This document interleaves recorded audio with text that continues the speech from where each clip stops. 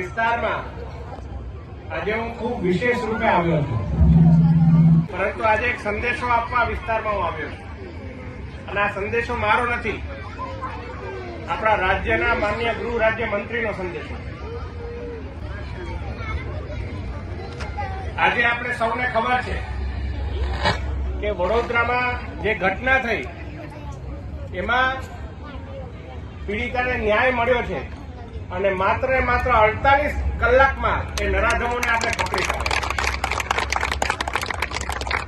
આપણે સૌ વડોદરાની પોલીસ માટે એકવાર જોરદાર તાળીઓ. અને જયારે સાહેબને આભાર માનતો ફોન જયારે મેં એમને કર્યો ત્યારે સાહેબે એક વાત કહી, હર્ષભાઈએ, કે તમે વડોદરાના સંદેશો આપી દેજો કે અત્યારે તો માત્ર તાટિયા તૂટ્યા છે, પરંતુ કડકમાં કડક જ્યાં સુધી સજા નહીં મળે ત્યાં સુધી પોલીસ ઘપીને નહીં બેસે.